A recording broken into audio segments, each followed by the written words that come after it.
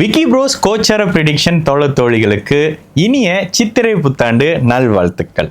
அனைத்து ராசிக்காரர்களுக்குமே இயல்பாகவே சித்திரை புத்தாண்டுன்னு ஒன்று வந்துட்டாலேயே அடுத்ததான் நமக்கு நினைவுக்கு வர்றது ராசி பலன்க. ராசி பலன்ல எந்த கிரகம் எந்த மாதிரியான நிலைக்கு வராங்க, அதனால நமக்கு என்ன லாபம் கிடைக்க போகுது அப்படின்றத 12 ராசிக்காரர்களுமே கண்டிப்பாக எதிர்பார்ப்போடு இருக்கக்கூடிய ஒரு காலகட்டம் தான் இந்த தமிழ் சித்திரை புத்தாண்டு.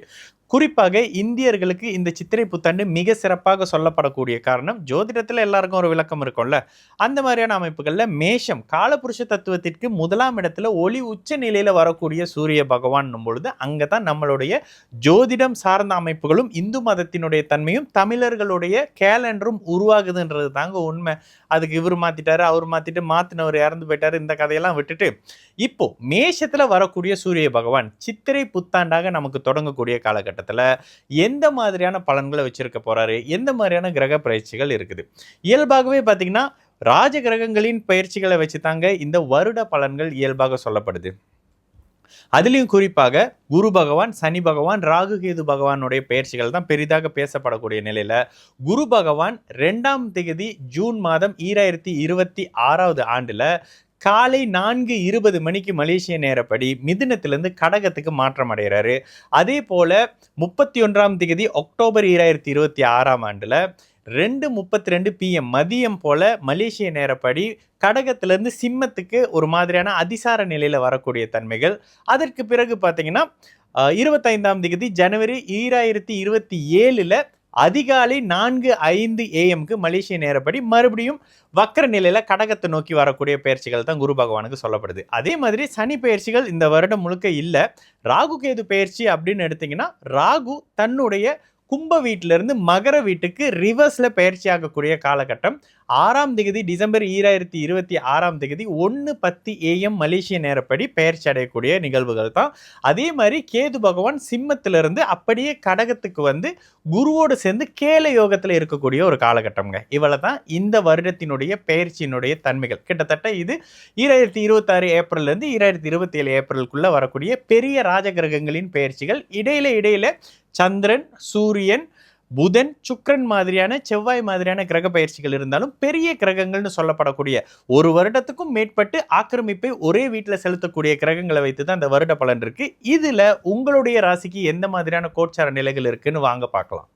ரிஷபராசிக்காரர்களுக்கு இந்த பிராபவ சித்திரை புத்தாண்டு எந்த மாதிரியான பலன்களை வைத்திருக்குன்னு பார்த்தீங்கன்னா, வருடம் தொடங்கி ஒரு 2 மாதம் அப்படியே இயல்பாக ஒன்றும் பெருசாக மாற்றமெல்லாம் இல்லைங்கன்னு சொல்லக்கூடிய நிலையில தான் இருக்கும். ஆனால் ஜூன் 2ஆம் தேதி ராசிக்கு 3ஆம் இடத்துல மறையக்கூடிய லாபாதிபதி 3-11ஆம் பாவகத்தை தொடர்பு கொள்ளக்கூடிய நிலையில மிகப்பெரிய திருப்பங்களும், திருமணமாகாதவர்களுக்கு திருமணம் நடக்கக்கூடிய அமைப்பு, வண்டி வாகன அமைப்புகளில் லாபம் இல்லைங்க, கடனாக இருக்குங்க, வீடு வாகன அமைப்புகள் இல்லைங்க, ஒரு பேர அந்தஸ்து இல்லைங்க, 30 வயசு 40 வயசு ஆயிடுச்சு, இன்னும் கூட ஒரு பொது வெளிக்கு போனால் ஒரு நல்ல பேர் கூட கிடையாதுன்னு சொல்லக்கூடிய ரிஷபராசிக்காரர்களுக்கு மிகப்பெரிய திருப்பு முனைகளை கொடுக்கக்கூடிய ஒரு பயிற்சியாக தாங்க இந்த குரு பகவானுடைய பயிற்சி வர்றாரு. குரு உச்சமாகி பிறகு பிற்பகுதி அமைப்புகளில் கேதுவோடு சேரக்கூடிய நிலை மிகப்பெரிய யோக நிலையில பெரிய அளவுக்கு அதிர்ஷ்டம் கை கொடுக்கக்கூடிய அமைப்பு. இன்னொன்னு சொல்லிடுவேன், 3, 7, 11ஆம் பாவகங்கள் தொடர்புல வந்தாலேயே திருமணம் சார்ந்த அமைப்பு, 5ஆம் பாவக அமைப்புகள்ல குழந்தையின் தன்மைகள்னு சொல்லி மிகப்பெரிய மேன்மைகளை கொடுக்கக்கூடிய ஒரு காலகட்டங்க. உண்மையிலேயே உறுதியாக அதிகமான ரிஷபராசிக்காரர்களுக்கு திருமணம், வீடு வாகன அமைப்புகள், நன்மைகள்,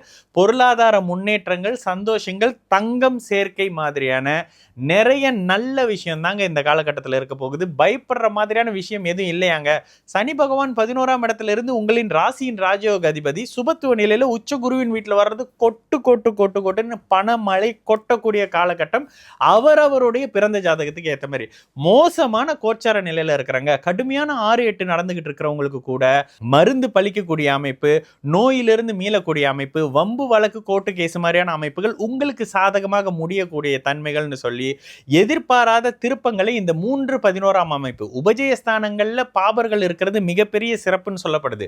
11ஆம் பாவகத்துல சனி இருந்து 3ஆம் பாவகத்துல லக்னத்துக்கு ஆகாத 8ஆம் அதிபதி 3இல் நட்பு ஸ்தானத்துல மறைந்து உச்சமாகக்கூடிய நிலைமை மிகப்பெரிய யோக பலன்களை செய்யும்னு தாங்க சொல்ல முடியும். தடை தாமத அமைப்புகள், திருமண அமைப்புகள் இருந்ததெல்லாம் விலகும். ஆணுக்கு பெண்ணு, பெண்ணுக்கு ஆணையும் அறிமுகப்படுத்தி திருமணத்துக்கான விஷயங்கள் செய்யறது, நட்பு நண்பர்களோடு சேர்ந்து ஒரு விஷயம் ஆரம்பிக்கிறது, ஒரு தொழில் ஆரம்பிக்கிறேன், ஒரு சின்ன விஷயத்தை ஆரம்பிச்சாங்க, அது பிரம்மாண்டமா வளர்ந்து மிகப்பெரிய லாபத்தை கொடுக்கக்கூடிய அமைப்பு.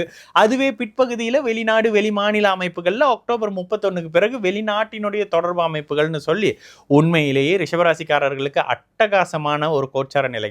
டிசம்பர் 6ஆம் தேதி 3ஆம் இடத்துக்கு பயிற்சியாகக்கூடிய கேதுவும் சரி, 9ஆம் இடத்துக்கு வரக்கூடிய ராகுவும், எப்பொழுதும் ராகு மகர வீட்டில் கெடுபலன் அமைப்புகளை செய்ய மாட்டாருனாலும் கூட தந்தைக்கு சில கெடுபலன் அமைப்புகளை செஞ்சாலும் கூட இந்த இடத்துல 9ஆம் இடத்துக்கு குருவின் பார்வை இருக்கிறது. அதிர்ஷ்டம், பூர்வீகம் சார்ந்த அமைப்புகள்ல இருந்த வில்லங்கங்கள் விலகி உங்களுக்கு சொத்து கிடைக்கிறது, பூர்வீக சொத்தை நீங்களாவே விற்கிறது மாதிரியான தந்தை சார்ந்த பூர்வீகம் சம்பந்தப்படக்கூடிய அமைப்புகள்ல நல்ல தன்மையும், தந்தையே ஆக முடியாதுன்னு நினைச்சுக்கிட்டு இருக்கக்கூடிய ரிஷபராசிக்காரர்களுக்கு முத்து போல பாக்கிய குழந்தைகள் பிறக்கக்கூடிய ஒரு காலகட்டம்னு சொல்லுவாங்க. சமுதாயத்தில் அப்படியே வெற்றி நடை போடுறதெல்லாம் உண்மையிலேயே ரிஷபராசிக்காரர்களுக்கு இருக்கத்தான் போகுது. ராகு கேது பயிற்சியும் உங்களுக்கு மிகப்பெரிய சாதகமா இருக்கு, குரு பயிற்சியும் சாதகமா இருக்கு, சனி பயிற்சியே இல்லைனா கூட அதுவும் சாதகமான பயிற்சி தான். அப்போ ஒட்டுமொத்தமாக ராஜநடை போட போறீங்க, வெற்றிகள் குவிய போகுது. எதெல்லாம் கிடைக்குமோ அது அத்தனையும் கிடைக்கும். கிடைக்கிறத தக்க வச்சுக்க வேண்டிய காலகட்டமான என்ன கையில் தான் பணம் வருதுன்னு நல்லா செலவு பண்ணிக்கிட்டு இருப்பீங்க ரிஷபராசிக்காரர்கள். தயவு செய்து கையில் பணத்தை இறுக்கி பிடிச்சிக்குங்க. நிறைய நல்லதுகள், எதிர்பார்க்காத லாபங்கள், மறைமுக தன லாபங்கள், வெளியே சொல்ல முடியாத அதிர்ஷ்டங்கள் அத்தனையும் கிடைக்கக்கூடிய அட்டகாசமான பொற்காலம்னு சொல்லிடலாங்க ரிஷபராசிக்காரர்களுக்கு. தயவு செய்து இப்போ சேர்த்து வைக்கிறது அடுத்து வரக்கூடிய ஜென்மசனி அமைப்புகளில் பயன்பாட்டுக்கு தேவையான சில தன்மைகளை இப்போ சனி பகவான் கொடுப்பாருன்றதுனால தயவு செய்து இருக்கிறத நன்கு சேமித்து வச்சுக்கோங்க. யாருக்கும் அதிகமாக செலவு செய்ய தேவையே இல்லாத ஒரு காலகட்டம். ஆனாலும் பண வரத்து அற்புதமா இருக்கும். படிப்பு கிடிப்பு எல்லா தடைகளும் விலகக்கூடிய மிகப்பெரிய யோகராசி ரிஷபராசிக்காரர்களுக்கு இந்த சித்திரை புத்தாண்டு ஒரு வருட காலகட்டம்ங்க.